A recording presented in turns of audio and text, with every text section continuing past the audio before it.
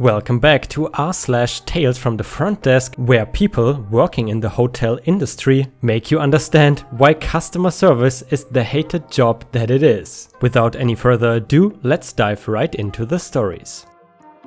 Dinner date with a guest. I was raised in the hospitality industry. My dad buys old hotels/motels and fixes them up, then sells them again. During the fix-up process, he keeps them operating like normal hotels. As his oldest child, it was usually my responsibility to help keep things running. So I thought I would share some of my favorite tales. This one takes place after I decided to stretch my wings and work for a hotel not owned by my family. I was alternating between second and third shift at this hotel. Now at the time, I had my hair dyed a ridiculously bright red, like fire truck red, and while my boss had been hesitant to let me keep it, I never got anything from compliments from guests. This particular hotel was located near a hospital and offered a discount and shuttle service for people with relatives at the hospital. During one of my second shifts, this older man comes to check in. He is staying for a week with the hospital rate and looks very distressed. His English is not great, but he does his best. Several times during the process he mentions how much he likes my hair. He also got very talkative about why he was staying there. Since it was a slow night, I indulged him. Turns out that his wife had been flown to our hospital from Puerto Rico.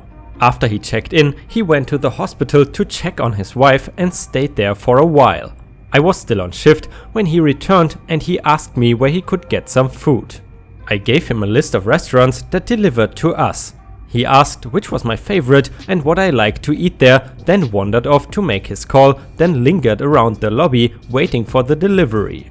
When the delivery showed up, he brought his food to the desk and set a box in front of me. He told me that he had not eaten dinner alone in 50 years and he was not ready to start. He had ordered the food that I told him was my favorite and was hoping that I would be able to eat with him. Since my relief had showed up already, I clocked out early and sat in the breakfast room with the guest to eat our food. Every night after that was the same thing. He would come home from the hospital and ask me to order food for him so he would get the front desk discount and I would order my own food or warm up whatever I brought. His wife was not doing good and he ended up having to stay with us for almost 2 months. We had dinner together every night. I lived 2 blocks away and would come in on my days off. The guy was really nice and really lonely. His wife was not doing good and none of his kids were able to get to the US kids. After a lifetime of crappy guests, it was a really great experience. His wife ended up passing away in the hospital and he made sure to wait for me to come into work to leave and thanked me for the dinners and let me know that I had made a hard time a little bit better. Honestly, the OP in that story is an absolute legend for giving this amount of support and comfort to this old man. Someone in the comments mentioned this and I think it's very important. If only more people could do this, actually show themselves to be weak and ask another for help/companionship/support. Too often we are afraid to make a fuss or afraid of the rejection that might follow. And therefore we not only deny ourselves the comfort of another, but also the rare gift we give another person of being granted the privilege to help a soul in need. Story number 2 is titled 20-something-year-old calls mommy because she was mistreated. 10-year hotel vet, long-time lurker in this sub, first time to post. I hear it's therapeutic, let's find out. The other night I had a guest come down to the lobby and sit and begin to listen to music on her phone. She did not have headphones in and the music was very loud with explicit lyrics. But it was 11 at night and fairly slow and I did not want to give her trouble, so I let it go on for about 10 minutes. Eventually the lounge closed and 3 to 4 stragglers came walking through the lobby back to their rooms. A few glanced between me and her with a strange look. I just raised my eyebrows to them in acknowledgement, but at this point it still did not seem like a huge problem and it was not bothering me. Minutes later, one of my last arrivals comes in.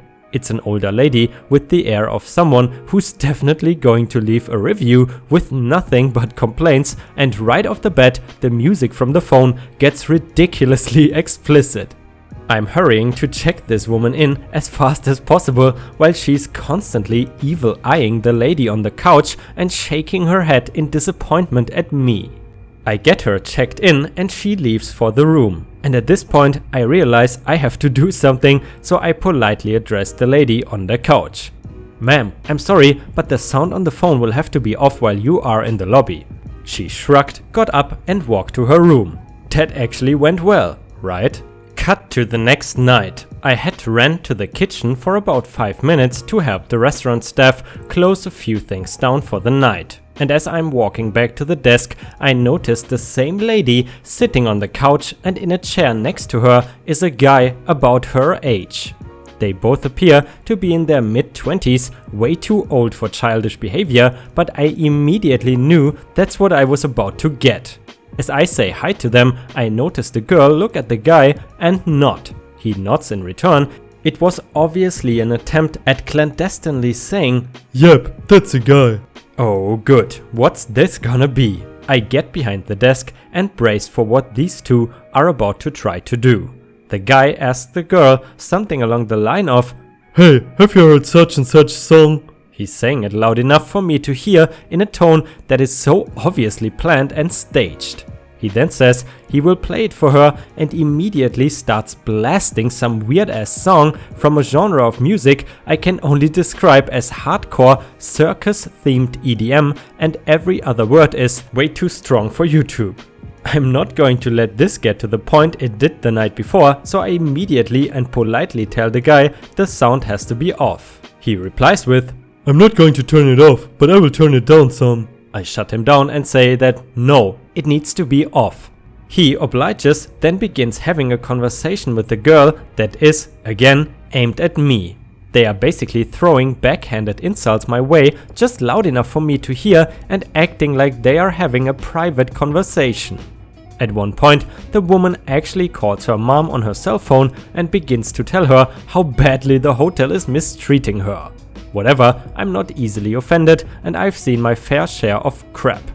Eventually, someone coming from the lounge passes through the lobby while talking to someone on his cell phone. The lady yells at him and tells him he's being too loud on his phone and is going to get kicked out.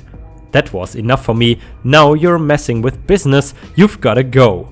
I tell them both they are going to need to go to their rooms for the night. They ignore me and act like they did not hear, so I picked up the phone and pretended to dial security. Security does not actually have a phone, they have a radio, but I was hoping the bluff alone would work. It did, and they both got up quickly and scurried off to their room. I got a call from my GM the next day asking me what had happened with these guests. He said that the girl's mom drove to the hotel and demanded to see a manager and screamed for 15 minutes at how rude I had been. I told my GM what had happened and we shared a laugh. He told me if I had any more issues to just go straight to the cops and have them escorted off the property. Then came night 3. The lady came back down to the lobby holding hands with another girl. They both made sure to hold their hands up so that I could see it and shoot me a passive-aggressive grin. I currently live up north, but I'm from the south and have a thick accent that most people immediately pick up on. I honestly believed that they were trying to bait me into saying or doing something homophobic, assuming that I must be a stereotypical hardcore southern Christian gay-hating Klansman or something. They stood at our local brochure cabinet and browsed while talking under their breath. Not loud enough for me to hear, but I'm sure it was aimed at me. A few minutes later, the guy joins them and the conversation becomes loud enough for me to hear. And it's definitely more insults thrown my way. At this point, I decided it was enough. I told them they were going to need to return to their rooms or I would have security escort them off the premises. They demanded to know why, and I told them the truth as best as I could put it. Well, because none of you have emotionally matured past middle school, and I won't sit, hit and be disrespected for a second night because you fail to understand why we can't have curse words blaring in a place of business. The girl said something along the lines of, "Did you not learn your lesson today? I guess I will have to call my mom again." I told her to go ahead, her mom could be escorted off the property as well, and they stormed off to their room. Got a call from my GM the next day. Mommy had been back, he had promptly ended their reservation a day early. I love my GM. Well, to be honest guys, if your mom is a straight up Karen, I would probably also call her to piss people off. But either way, if you have watched until here, please don't forget to post some stars in the comments and like the video if you want to support me. As usual, for the end of the month, views are pretty much down, but I hope they are picking up again next month. But either way, if you're enjoying these hotel stories, aka Tales from the Front Desk, please tell me in the comments and I will continue with these. And now let's continue to the title story, which is probably one of the best and longest stories I have ever read. Bridezilla and her extended family destroy 70 hotel rooms. Who else loves Bridezilla stories? Because boy, do I have one. Buckle up, because it's a long one. It includes drunken adults and minors shoplifting, the end of at least 2 relationships, a very long visit from your friendly neighborhood police officers, a few evictions and a crap ton of overtime for my employees. It was like we were the host of a live version of the Jerry Springer show last night. Needless to say, there's gonna be an employee appreciation party very soon, since none of them walked out on me with all the crazy stuff that happened. I am an FOM at a hotel that has 132 rooms, and the wedding party that stayed with us last night had rented out 70 of them. But that is not all. We also had not 1 but 2 school sports teams in-house renting a combined total of 30 rooms. Needless to say, our hotel was very well bursting at the seams. Especially since each group wanted to be as far away from the other as possible, and we had to pack regular travelers between them all. Ha! Party hardy, am I right? Hindsight is 2020, and we should have realized we were in for a shitstorm 2 days ago. Bridezilla, her groom King Kong and the wedding party of monsters all checked in then. The men checked into one of our largest suites for a bachelor party, while the women checked into another for their bachelorette party. We fully expected the men to cause a riot because they were hauling in beer literally by the keg. In reality, Bridezilla and her Bridezilla mates were the ones that went on a rampage. Not only did they tally up a total of 3 noise complaints, the 4th one gets you evicted, and over $100 worth of pantry charges, but they actually paid a group of kids $20 each to run up and down the hallways. I can only suspect it was because they meant to use the kids as a distraction from their own rough housing. The employee on duty that night said a guest came down to report that they thought the room was being used to film a Girls Gone Wild video. But the sun eventually set and I came in to work my morning shift the next day. I stupidly did not see all the red flags sailing right in front of my face. Less than 15 minutes into my shift, Bridezilla's maid of honor comes down. She sees that I'm standing behind the desk and wearing a name tag, so she rightfully treats me like I'm not a human being. Because, as we all know, people that work in customer service are just robots in cheap flesh suits. She chews me out a little bit for my employees' despicable behavior last night towards herself and her best friends. I run through my programming and run apologize template 012 and say, we are sorry to have made her feel disrespected and insulted, but inform her that her room had multiple noise complaints against it. We are very strict on our noise policy, ma'am, I told her. You are not the only guests in the hotel, and if you cannot be courteous to our other guests, we will kindly ask that you seek other accommodations. Bridezilla's maid of honor did not like that. She said, well, it's just my opinion, but as someone who's a part of a wedding that brought your hotel more than 60 rooms worth of business, I think you guys should be a little more lenient with the rules for us. Unfortunately, my SES module was not installed at the time due to a lack of sleep.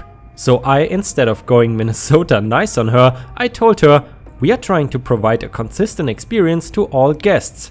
I know you guys are throwing a party and it's a happy time for many of you, but we cannot bend on our noise policy.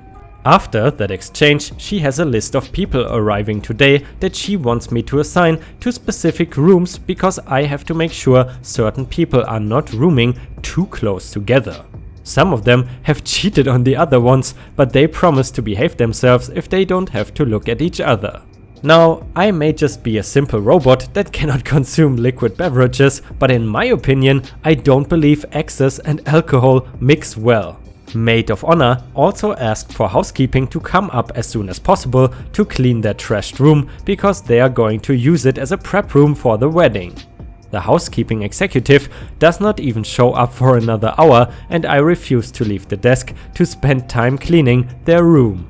I told her she would have to wait a bit before someone came in, to which she again offered her opinion and said, I really think a hotel this big should have someone always on duty for stuff like this. By now it's 9 AM, basically dawn of the second day, and would you believe it? People for the wedding are already showing up to check in. It's wonderful that all these people are so punctual that they are an entire 6 hours early just so they are not late. Graciously, we were not full the previous nights, so I allowed them all to check into rooms as they showed up. But you wanna know what I honestly thought? They all looked like clones of that woman from the "That is my opinion" GIF that I keep referencing, and I did not want to test how well my eardrums could stand up to a whole choir of sirens. The small highlight to the busy morning is that there was a professional that came in and did the hair for all the kids involved in the wedding party. She did up flowers in all the girls' hair, they all looked effing adorable running through the breakfast area and were so excited to show off their new dresses to anyone that walked past them. I hope Bridezilla does not influence those kids' behavior too much. The rest of the morning passes by in a flash. I had done at least 40 of the 75 arrivals we had for the day. The PM shift arrives and I catch her up to speed and offer to stay late with her. I expected it to be just as crazy until the wedding starts at 5. She declines and says she will be fine. A response which she tells me she regretted in a text message later that night. At 5 o'clock she had a line of people out the door, all of them are a part of the wedding group and screaming at her because they are now late for the wedding. More than 5 women were demanding she give them keys so they could change in the rooms without having them bother with trivial things like payment or signatures. She was a trooper and stood her ground, asking all of them to wait their turn to check in. My houseman on duty even offered to help her if she signed into the second computer for him, but that small ray of hope was quickly squashed.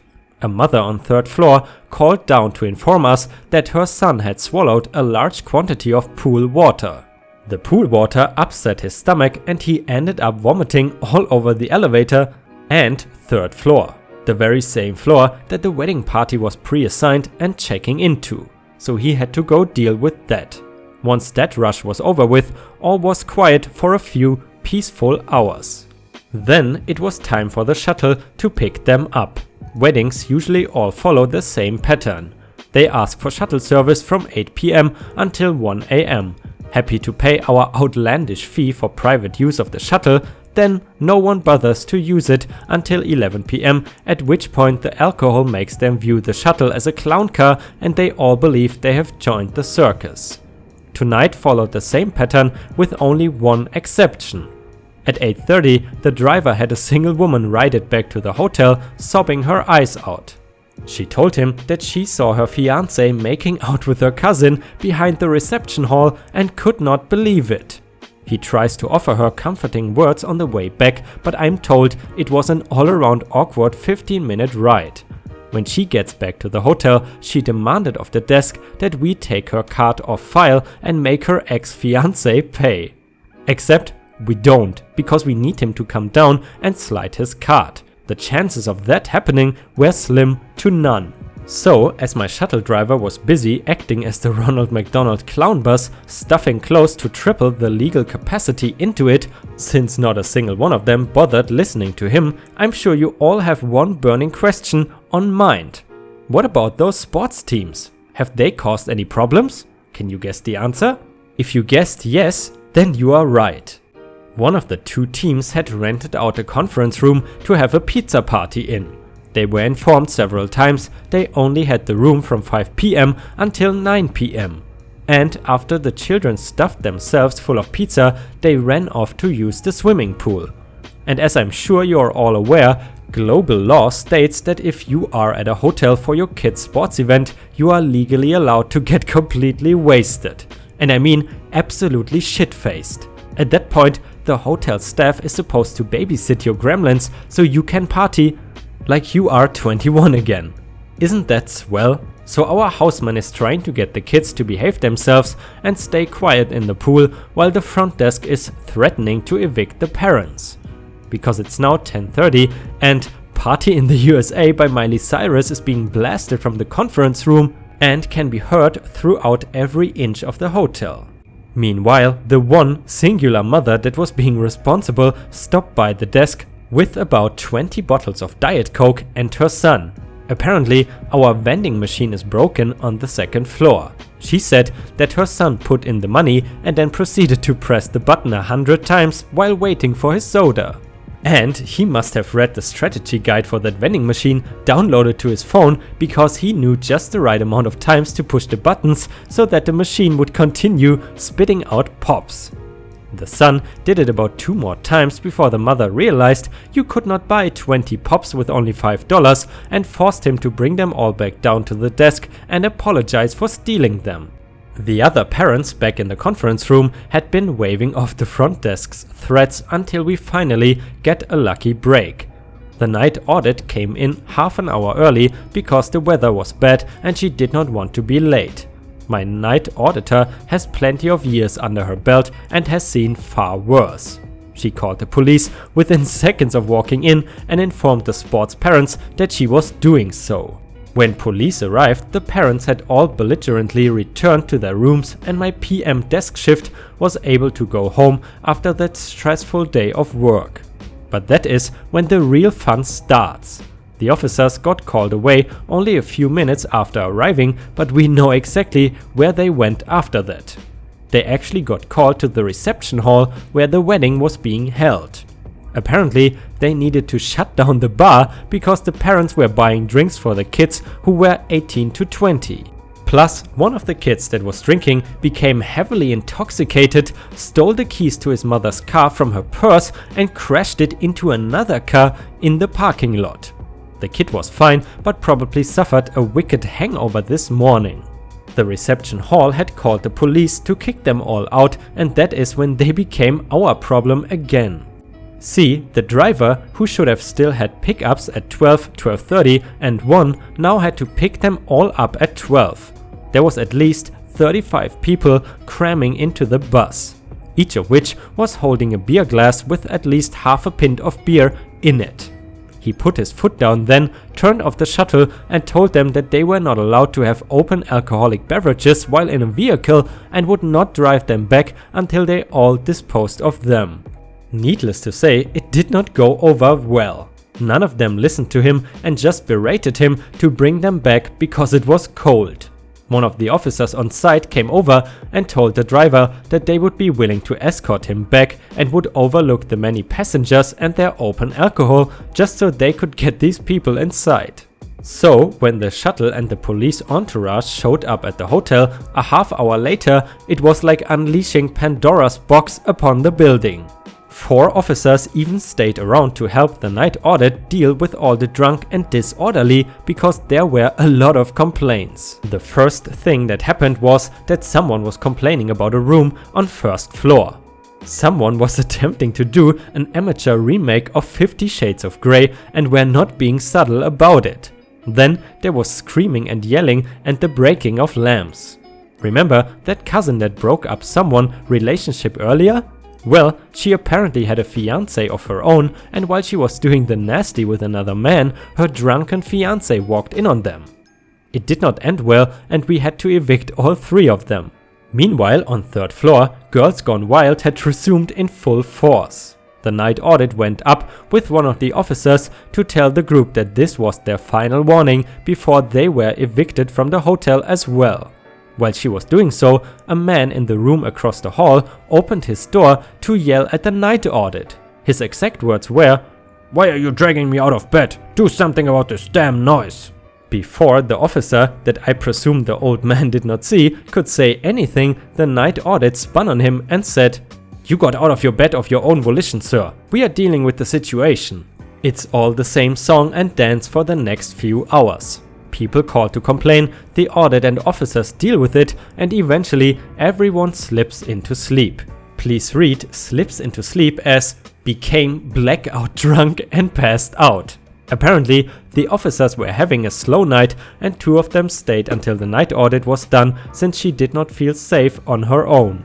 My houseman stayed until 3 AM to help the night audit with moral support and cleaning the hallways because they were trashed with a capital T. We don't know what 310 was doing in their room at 4 in the morning, but 210 swears all the way to Sunday that they were practicing an Irish gig. And falling. There was a lot of falling, but the crazy thing is, when the audit got up to the room, the entire floor was silent. Towards the end of the evening, a man comes down to our pantry, takes an armful of random items and starts walking away. He's clearly drunk because the officers watched him bewilderingly and the night audit calls out asking if the man would like to charge his items to his room. Said man must have actually been 3 deer in a trench coat because he sprinted off the second she asked. An officer caught him, but he was so drunk that our night audit took pity and said that we would not press charges and asked to just escort him back to the room. And now, today, I come in at 7 AM and am caught up to speed. I will tell you, seeing a cop standing around at the front desk does not do my heart any good. If I have to come in and see a cop, I fully expect them to be there because someone got murdered. The morning was quiet, too quiet. And then I hear it, the drunken heavy stomps down the staircase, the screaming agony of a stomach demanding food above alcohol, and Bridezilla descends into the lobby with a hunger that can only be satiated by screaming at the FOM.